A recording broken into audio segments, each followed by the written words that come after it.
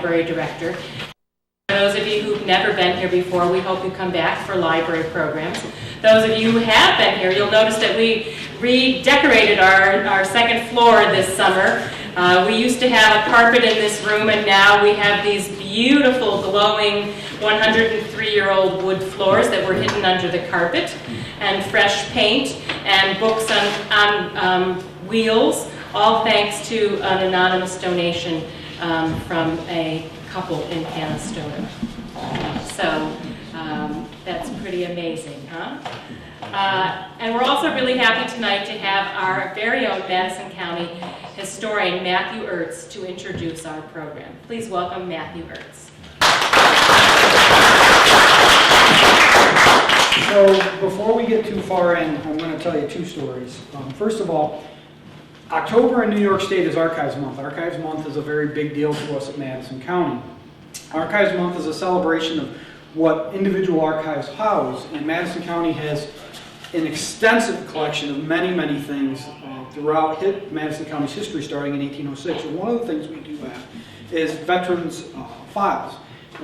We put some stuff out on display tonight that includes, we have a telegram, a Western Union telegram that went to a family, photos, the journal of Paul Tonella, who's 102 years old and still kicking, from when he flew over China. So we bring those documents out so folks can see them and remember how important our history is to us, and also how much we house. So that was kind of the first thing. The second thing is, when we started this project, Canastota Public Library, Liz responded very, very quickly and said, yes, we want to be part of it, we want to do something with it. And she suggested a gentleman to speak, and that gentleman's name was Dante DePetra. I called Dante. Dante was the first person to say yes to me. And he was all excited, and we knew Dante was sick when we asked him to do it, but he told me he would be okay and he was going to do it. About 2 weeks ago, Liz contacted me and said the family didn't think Dante was going to be able to speak. Completely by accident, I called Dante when I was meaning to call Al and said, "Good morning, Al," and he said, "It ain't Al." And I said, "Good morning, Dante." And I said, "I hear you're not feeling well." And he said, "No, but make sure you have the PA system. I'm still talking." So I said, "Oh, okay." And I immediately called Liz and said, "Wait a minute, he told me he's talking." And she said, "Well, the family said he's not." Dante died on Wednesday night. Wednesday or Thursday? Thursday night. So he was not able to speak, unfortunately, but I would like to take a moment of silence to remember Dante. A veteran who served in the European theater. He was a tail gunner. His plane went down. He was captured and spent time in a German prison. We were looking forward to having him speak, and we're sorry that he can't, but we know that he's in a better place, so we're just going to take a couple seconds to think about Dante and the sacrifice all the veterans made.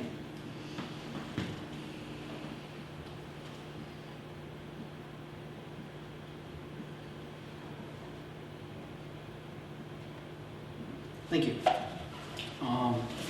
So I'm going to start with, we're going to get to Al in just a minute, but I want to talk a little bit about what Madison County did during World War II, both overseas and at home. And I want to start with, does anybody know what newspaper this is? Oh, the lights off. Sure. It's called the Community Commando. Any guesses? No? Stars and Stripes? Nope. The United Community published a newspaper for many, many years.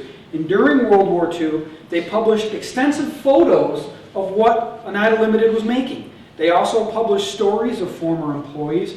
It is a fantastic resource when so many newspapers were telling stories but not to the same level because they were able to post photos of what was going on. I encourage you, if you ever get a minute, to go to the Oneida Community Mansion House and check it out. Our own newspapers did an exceptional job too, but it's kind of neat. This was edition celebrating the millionth surgical forceps that they made. We'll talk a little bit more about them then. So to start off with, approximately 16 million soldiers from the United States served during World War II. About 1.3 million of those soldiers, just under 10%, came from New York State. And we're just guesstimating here, but based on that number, probably somewhere around 4,000 came from Madison County, based on Madison County's population and the percentage that went from New York. Over 400,000 soldiers died while serving overseas. Over 31,000 New York soldiers died while serving overseas. 170 Madison County soldiers died while serving overseas. Now, this is a little different than what the state will tell you. The state will tell you that 103 Madison County soldiers died. The state regulated it by if you enlisted in Madison County, that's where you died. Madison County had a number of soldiers enlist from other places. My grandfather was from Western New York, and he actually enlisted in Watertown because that was the division he wanted to be in. So we do have a lot of guys that went elsewhere to enlist, but had ties to Madison County, whether they were graduates of a school here or lived here for a brief period. And we found about 170 so far. The first Madison County resident to die was Laverne Austin of Perryville, who was serving on the USS Arizona when Pearl Harbor happened. He is among the many that are in an underwater grave. In an ironic twist, Laverne was not the first soldier listed as being killed. A gentleman by the name of Bob Lasher was. Bob is actually still alive, living in Chittenango. For whatever reason, he was listed as dead. His family got the notice. In fact, in the Chittenango Times, there's a big article about Bob dying and a tiny little one about Laverne missing. Bob actually was already on a boat. He was out to sea about 90 days when he finally got mail from his family. The first thing he opened from his mother was his own obituary. And he tells the story quite well. But Laverne was a graduate of Chittenango High School, if my memory serves me right, and he died in the USS Arizona. The final soldier that we know of to die was Michael Bruno. He actually died in New York. He was in France. He contracted pneumonia, was actually in the hospital for about 6 months. Came home, was in the Utica hospital for a little while, and was only home for a couple days before they shipped him to Western New York, another hospital, and he died there in 1945. There are some other soldiers who are listed dying later than him, but they were generally fellows who got lost in action, died in a plane crash, and they always waited 1 year before they were legit dead. Colgate University during the war kind of did an interesting thing. They became one of 131 colleges and universities to take part in the V-12 college training program, which offered students a path to a naval commission. Amongst the other soldiers universities to do that, Syracuse, Cornell, the University of Rochester, all took part in it. Al was a popular guy.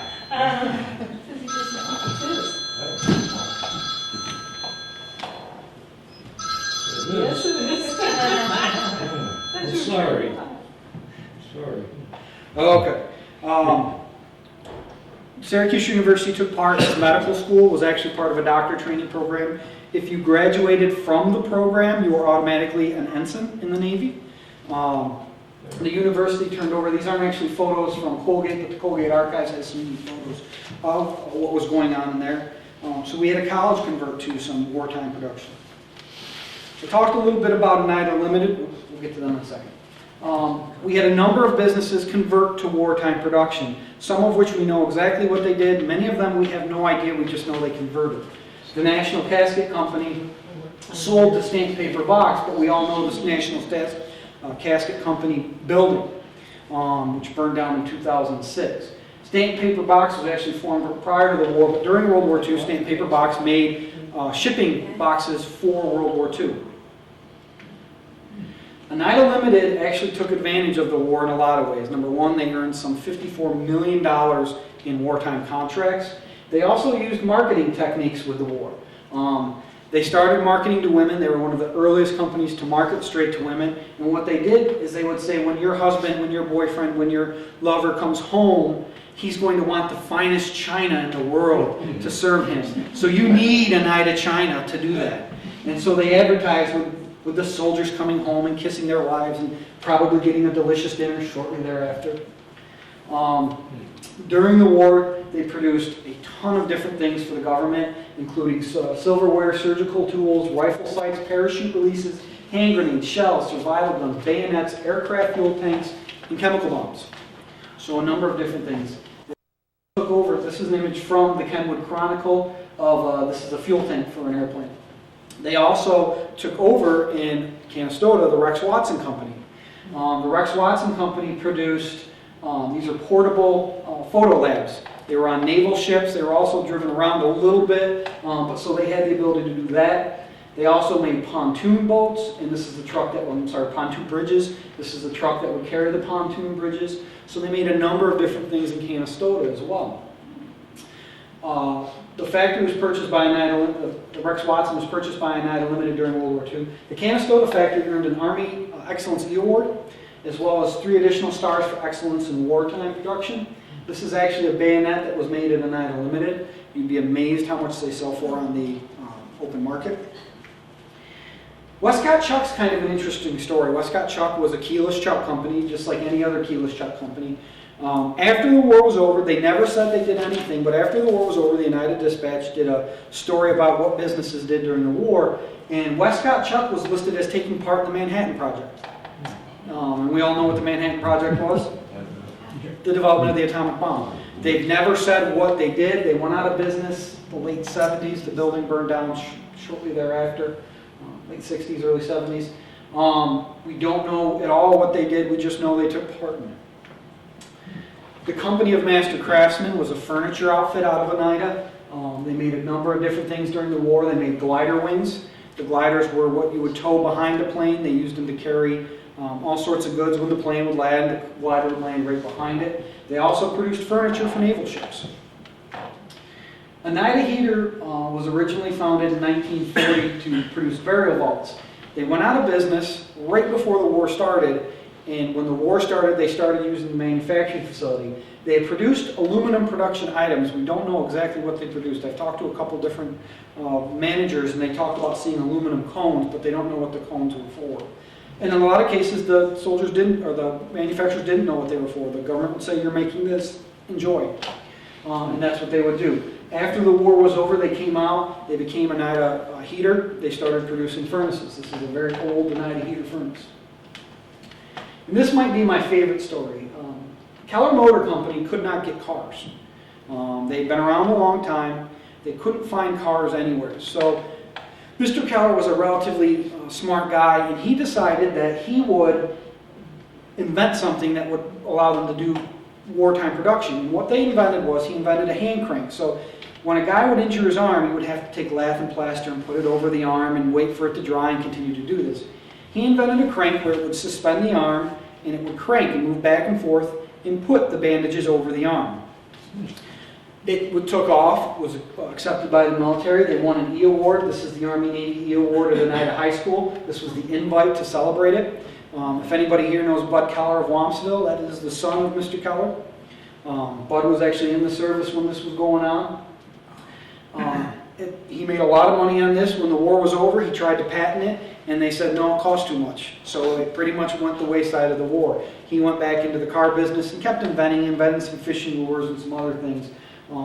But during the war, he kind of took advantage of his opportunity. So with that, we're gonna bring up Al. So how's program to fall? What's that? How's program to fall? I have a hunch you'll be okay.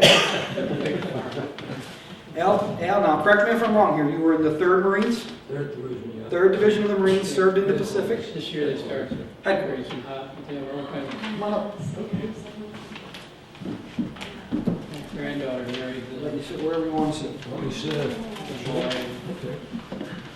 Got 2 little ones now, I got a couple great grandchildren. And she went to school with them. Okay. My daughter knew his mother. Are you ready? I'm ready, so let's put him out. Were you drafted or did you enlist? Well, I enlisted, Where did you enlist? New York City. Is that where you're from? That's where I was born, down the place they call Hell's Kitchen. Why did you join? Well, the war broke out. They attacked the Pearl Harbor. I made up I was staying in high school. I'm gonna speak. Excuse me, not loud enough? Can you hear me? All right, I'll have to shout. And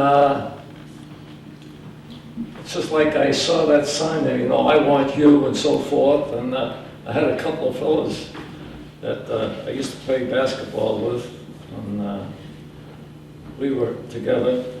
And so they said, well, where are you going to go? I said, I'm going to go in the Marine Corps. That's fine. And in fact, While I also brought some little items with me here, like copies. In the, I'll give these here, you can have, excellent. On there was a dollar bill. They took me to a restaurant, and it was an ice cream parlor, not a restaurant. And week 3, they cut a dollar bill up, put names on, and after the situation was supposed to be over, we put the dollar bill together. Well, that never transpired. I still had my $0.25. Unfortunately, I got the wrong part. I should have had the one with the signature on it. I already got my dollar bill back. But then I got notice I had to take a train ride by my first railroad ride, Pennsylvania Station. I left New York, went down, all the way down to Carolina, South Carolina, Guilford, to a place called Harris Island. They had a train. When I got off the train, they had another train that took you into the island. I got up, stepped up, and I looked back, and there's a nice big pot-belly stove in there, see?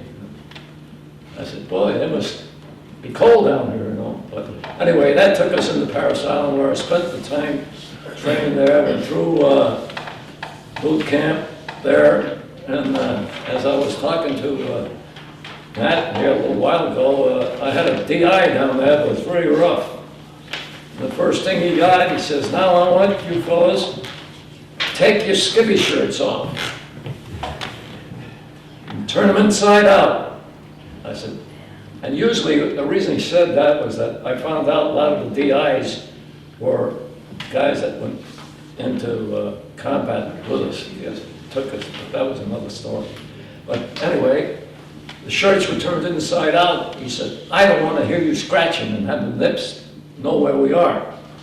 To this day, you try it. If you wear a shirt, turn it inside out. It's smooth as heck. I still can, after all those years. How many years? We've been married 28 years and you still wear them inside out.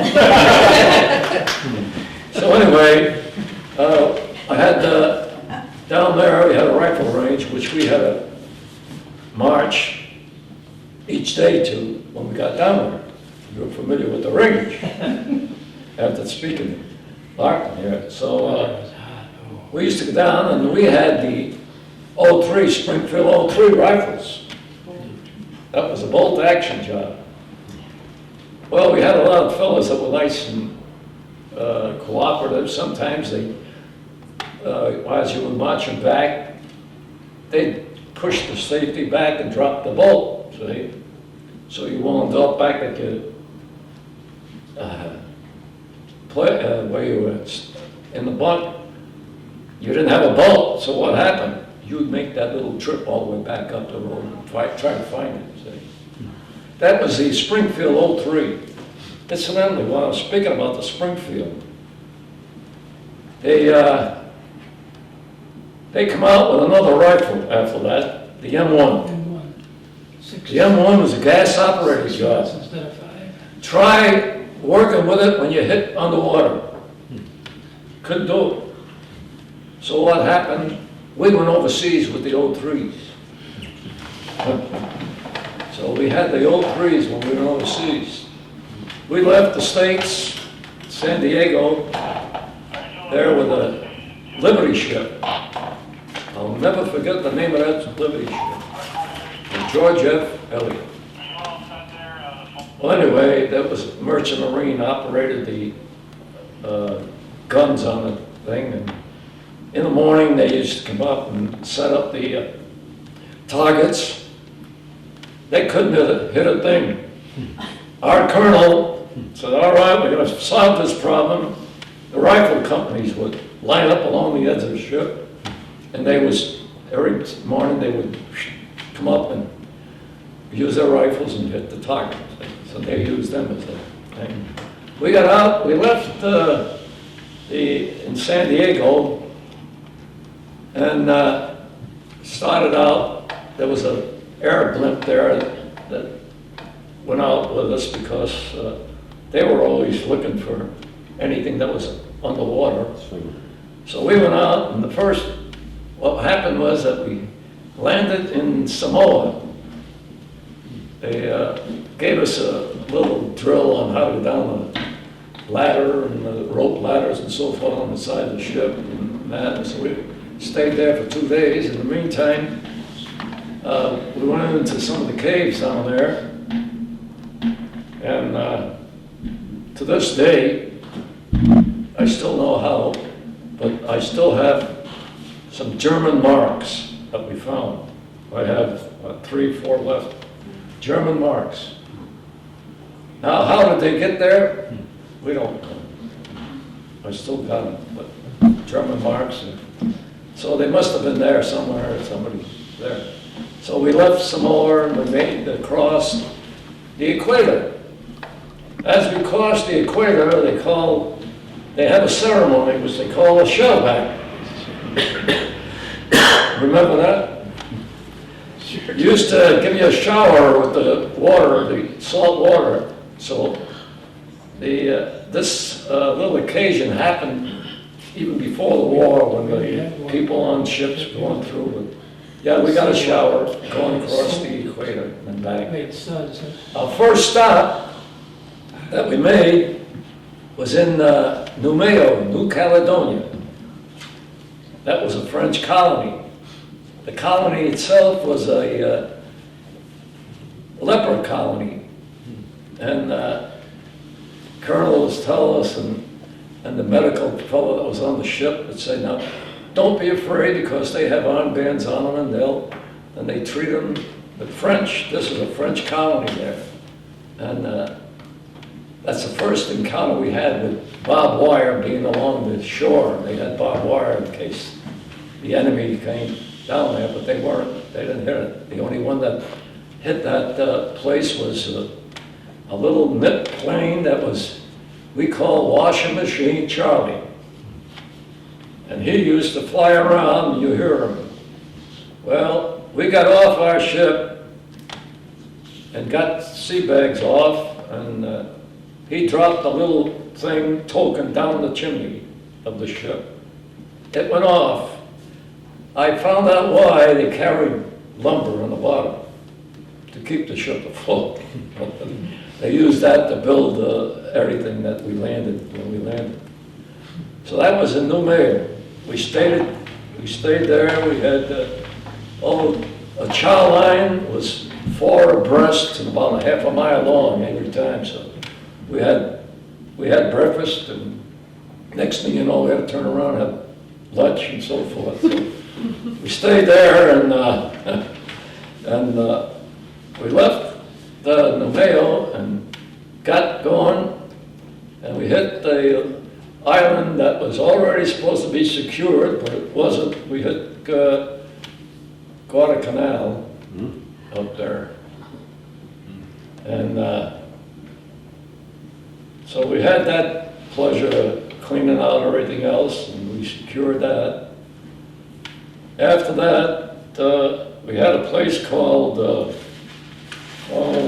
I even brought you the little spot here, and I think I'll give this to Matt while he's standing here. It's called Bougainville. Now, this Bougainville was a pleasure area for the Australians. This is the island that we hit, and the first one. And you can have that if you want to go out that way. So at this point, when we hit that, I was going up a hill, and a friend of mine heard this nice noise, and he grabbed a hold of me and pulled me down. I left my leg up there though, and I got hit in the ankle. Well, I had a nice corpsman. The corpsmen that were assigned to us were great. His name was Diddy. The reason they called him Diddy because they there were about 5 other people who had the same name. They all we called him was Diddy. He was a good corpsman. So he pulled my boot out. My sock was nice and red. And he started picking he picked out all the first at the boot there, everything else, all the little pieces. Then he picked out stuff in my sock and pulled a lot of stuff out of my ankle there. My ankle didn't hurt, he moved around, he dragged it there, and he even shook it. And I thought he was going to use a hammer to knock the other stuff out, but he was really fine. So he says, "Okay, Murphy," and I'll give you a story on that later. He says, "Okay, Murphy, you're all set." He put my nice red sock on, put my boot on, and he wrapped it with, I think it was a skivvy shirt. I didn't have any problems. I didn't have to go anywhere, I didn't have to go to any sick bay or anything else, so I was all set. Were you hit by shrapnel or a bullet? Shrapnel. Shrapnel. Yeah, it was just fine stuff that blew up. But I gotta thank a fella that, Jim Nelson, who pulled me down there. He's from Bradford, Pennsylvania, he was. Because try to get a hold of him, I kept in touch with him for a while, and after I got out, but then we lost contact because I had gone to school and all of that, and everything else, we lost contact. But we found, he was in Bradford, Pennsylvania, about 2 years ago, I guess it was. We found name James A. Nelson. Found 2 of them there, one in Bradford, and I said, "It's got to be Jim." That was where it was. So I called, and I called up, and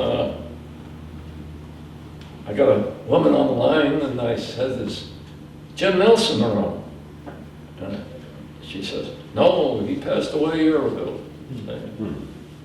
So I said, "Well, this is Al Paviglianti." He says, "Oh, Murphy." So she told him the whole story about that. While I'm on that, I might as well tell you the story of that and break the other one off. But I had to go up from when I was stationed down in Naval Air Station in Jacksonville with the Marine Corps. And then I had to go up to Quantico for some training, and I followed out with one of the fellows, and this lieutenant was starting to call the names, and he got down the line, and I found that he hesitated. And he said, "Okay, Murphy, where the hell are you?" So that name stuck with me for 4.5 years. Okay. I'm wondering now, what all the records have gone on with Al Murphy. See, I don't know. That's what might have happened. But anyway, that's how I got to be Murphy. So I got back from Quantico, and the reason we went up to Quantico, I had to go to chemical warfare school up in Edgewood Arsenal with the Army. I don't know how you can imagine 75 Marines with the Army. But we were up there, and we had a few problems, and the only women that were in the service then were the WACs. And we had to go through a session with chemical warfare because the reports came back that they were using that in China. So we had to do that. There were 75. We were supposed to teach the division. 25 of us from each division that come up. We're supposed to teach division chemical with masks and everything else, and this is how we wound up there. And so we had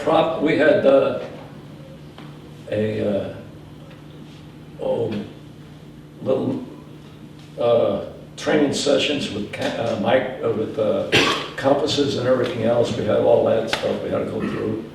But then I had to go down to the office, and the Army office there, and we were walking down with and I was walking down with the son of the commandant, who was with us at that time, Holbert, and 2 lieutenants walked down the aisle, and all of a sudden they saluted, and They said, well, don't you know an officer when you see one? Well, just hold it.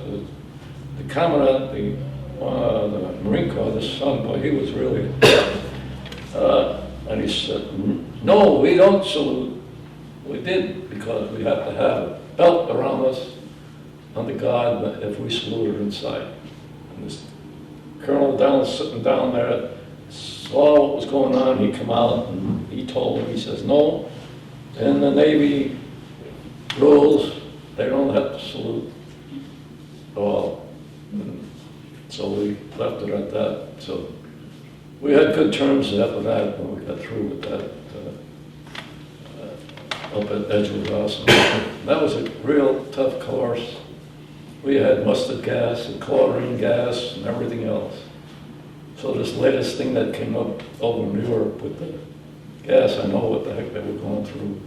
So it's a bad thing, especially the mustard gas in there. So I had that, and I got back to Jacksonville, where we left, embarked, and I got up, and I got a note from New York. My grandmother had passed away, so they gave me a pass. So I went up to New York. I came back down. Everybody had gone. They left there, and I asked, well, where'd they all go? He says, well, they all took off. They went out to Wake, and some went out to Midway, and everything else. So we left from there, and went out to San Diego, just like I said about the ship going out that way. Okay, I had to insert that in there in between. Well, we got into New Mayo, New Caledonia, and that was our first area that we hit. We got in there, we got into our place in that we hit with Bougainville. Got back, and we our next area was we left Guadalcanal and went up, and we hit Guam. Guam was an old favorite of the Marine Corps because we had quite a bit on there, so we hit Guam in there, and then Guam became our station there, and from there we went to all the other areas that we hit. And the one favorite one that we hit was Iwo Jima. We hit that in February. And in 45. And I got a little thing here. I like to, you can have this one here because we had the first flag raising on Iwo. And I was down in the back. The only thing that I showed was my helmet right there, Chief. So I'm going to give you this with the whole story of how they mounted that. Now, they also, this is the original, there was a second one that was. That's right, and that was on Rosenthal. Now, And that's the more famous photo with them trying to push it up. yeah, that was the correspondent that pushed everything up, but the thing was, that flag, there, those fellows that raised that, they had to take that down, take the mast down. They took the flag off. I was down the back. They threw the flag out. Everybody was cheering. I had my jacket. Caught hell after that. I had my jacket down there, and the flag went in my jacket. And sad story with that, I had after everything was over down there, and with the ending of the conflict we had, Colonel told us, well, they have a lot of swords and they have a lot of trinkets and everything else. Put everything in there and send them out to APO, so we did. And in the meantime, I had to hit on a story that we had because we had a time when we got back to Guam. At night, this one night before this happened, the colonel came down and said we have to have one of your squads, and down at the Agana where the port was on Guam, get as much as you can, get ready and take whatever you can. And I said, where are we headed for? He says, I don't know, we got a little thing down in the docks. Well, what the little thing was, there was a sub down there. We had to get on a submarine. Out past that was a nice thing that looked like trees that were floating in the water. Well, it wasn't trees, it was a PT boat. PT boat had a bunch of camouflage, and that's what they used. We got on that sub, and we were cramped, I'll tell you that, the squad and the rest of the crew. I asked the captain on the ship, the sub, I said, where are we headed for? He says, all I got is latitude and longitude point. So we did, and we got out, and after a while, the only communication we had with the PT boat was and you'd never believe it, was a nice hard-wired job up to the boat. No radio. They had no sound, no radio. Until we got to a point up on the China coast. He was given that number. So at that time, radio silence broke. The Navy sub-commander got a note. He said, get back, get the heck away from there as soon as you can. Leave the area. This was in August. We got we tailed it up, I tailed it. You know what happened then? The atomic bomb was dropped. We got to get the hell out of it. And then coming back with the stuff, he said, what the heck were we doing on the damn thing first? You were selected as a party to raid the Japanese coast. How do you like that? Squad.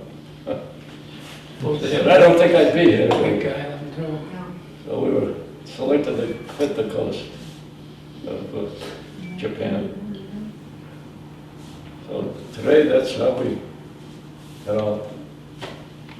Were there a lot of casualties in your unit? The worst casualties were on Eagle. Worst casualties.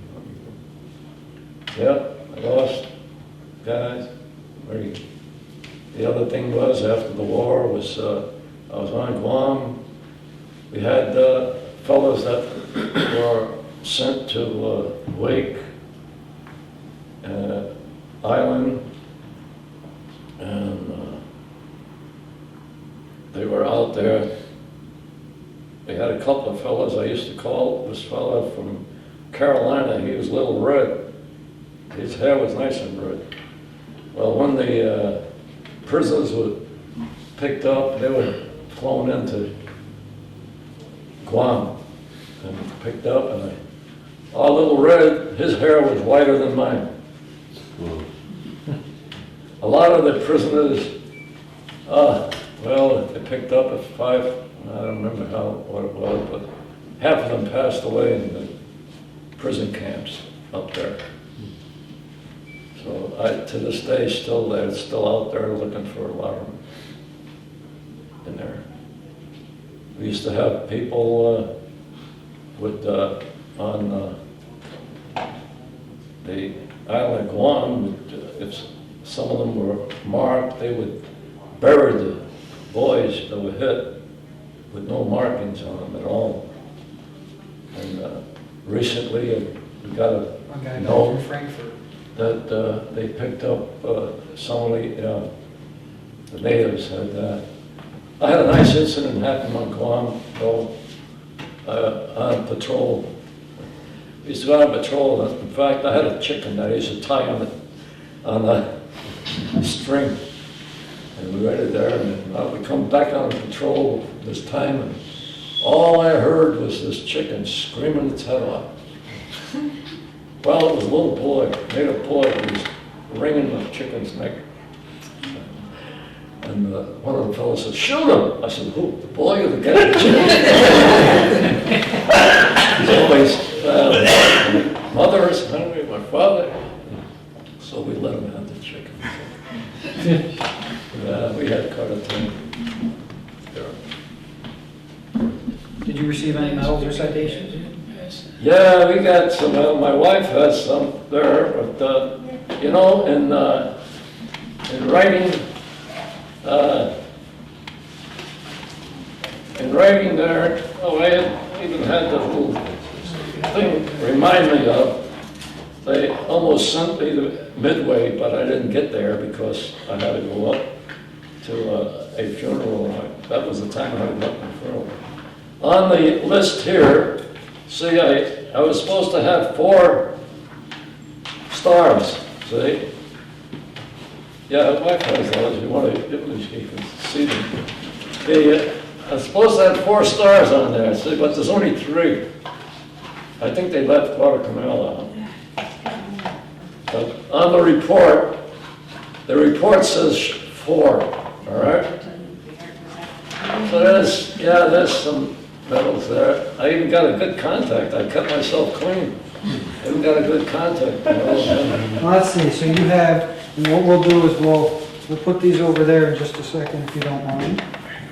We have the Marine Corps medal. Yeah. We have, let's see, an Asiatic Pacific campaign medal, Yeah. an American campaign medal. Yeah. Now this also says, let's see, you received a Naval Commendation Ribbon, Yeah, it's in there. a good conduct medal. Yeah, I kept my mouth shut.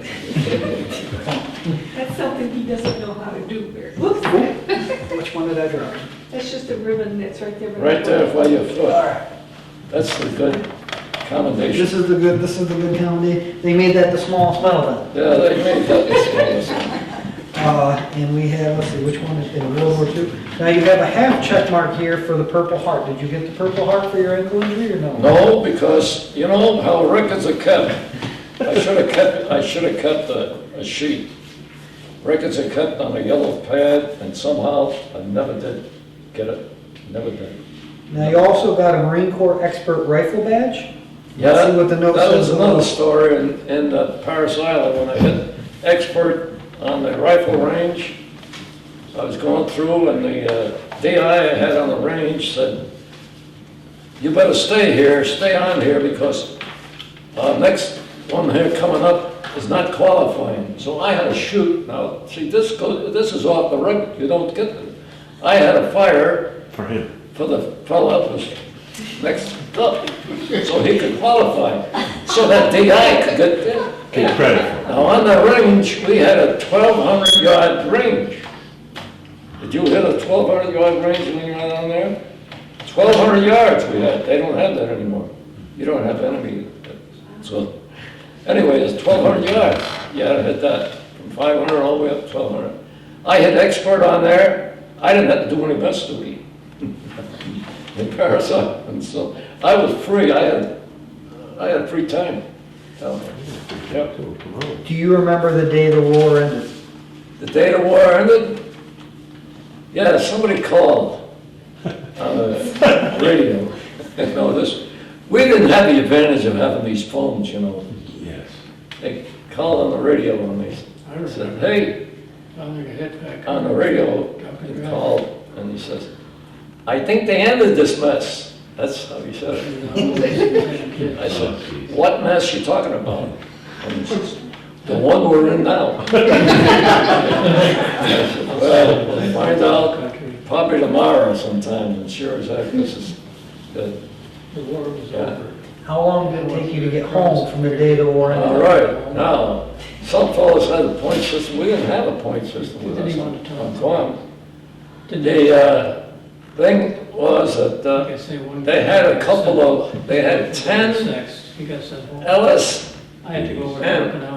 And 10 LSMs, they used to, those ships were landing craft, they used to hold 2 6x6 trucks and 3 Jeeps. Sorry. They said that there was 10 of them going back to be decommissioned I in didn't know nothing. Texas. That meant they had to go through the canal. But they had to stop at San Diego. Well, gee, that's fine. So we got 10 ships. We had about 20 of us on each one. We got on each one of those ships. Yeah, my mother, she got it. Then we started off from Guam to Hawaii. It took us 2 weeks. Home. Guam to Hawaii. In fact, we had one break down because the prop went. We had a tow. We used the tow line, that didn't hold, so then he threw the anchor line out to tow him, so we used that. And we towed in there. We got in 2 weeks. It took us to get to Pearl Harbor. With all the work she had to do. From there, the Lexington, the carrier, had left. Just left there, and we stayed there for two days. One of the fellows had a monkey with him, and well, they were telling him, you know, he says customs is going to get a hold of that monkey, you know. So what did he do? He climbed up the pole of the little ship, the ship we had, and he stayed up there. So we were there for 2 days, and then Wait. The gentleman stayed up there, or the monkey did? Okay, the monkey he was smarter than us. So we left there, and it took us another 2 days, another 2 weeks to get to San Diego. Well, we got there, we got 2 weeks, and this carrier had gone, made a round trip, 2 weeks. This was in 45, 2 weeks. it was Christmas week. We missed Christmas, but we got there, about right after Christmas. There we had, and we got there, and on the shore of Route 1, and everybody thought we were on maneuvers from this new station that was on up the hill there from San Diego, and I got all these pictures. so we stayed there, and nobody knew where the heck there. We had to get a call. We took pictures. We finally got trucks to take us down to San Diego. And we stayed in San Diego Pictures of there, the front and back, so that. and we got to the Rose Bowl parade. And we got there, and then we had tickets for the, also for the game. So we rode in the parade in the truck. So we got tickets, so I took a Jeep from there and went up to see the ball game. Well, I got up there, but boy, I had the shakes and everything else because my malaria came back. See? So I was taken back to the base, and these fellas went to the game. How they get back, I have no idea, because I never saw them again. I was in sick bay for 2 days, and those 2 days, everybody got the 30-day leave to go home. And I think I still got their passes in my uniform at home, too. But how they got there, I don't know how they got back. So I got back anyway. I got my 30-day leave after a couple of days in sick bay, because the doctor handed me some quinine in one hand and Ataburn in the other hand, and I shoved them in my pockets. And I think that stuff is still in there. I haven't tried to look at the uniforms anymore since then. So I was out there, and that's what was done. What was coming home like? I liked it because I saw I was so happy to see my mother. You know, I was getting $21 a month, right? When I hit expert on the range, I got $5 more. from DuPont, the ammunitions guy, here's at 25. And I didn't spend it anywhere, so I sent it all home and in there. So now coming home, I met a lot of people and a lot of changes in New York. Yeah, a lot of changes. Is it okay if we open it up to the audience and see if they have any questions? Oh yeah, anything you want. How long was the sub ride? How long was the sub ride? Right, the first time you'd been on one, how long was it? That wasn't the first time, but I was on one before, but not that many guys with me. The thing took, we left Aganya, Guam, and we had about 22 hours in shop. He traveled. Yeah, Guess so. yeah, he traveled. Yeah. Any other questions? You had another, oh, What was it like in Iwo Jima? pardon me? What was it like on Iwo Jima? Well, Iwo Jima was like when you landed on there, you know, usually just sand, but a lot of this stuff was all shrapnel that was all over the place. It wasn't sand, it was just a lot of shrapnel because they bombarded and bombarded it more as heck. They never got to use, they had a mortar in the top of Suribachi. The mortar was never used. They couldn't use it. Somehow, I don't know what happened, but if they did, it would have been worse up there. Yeah, we found it. There's a big mortar up on the top. Yeah. They got it back now. They got the island back anyway, so that's where it was.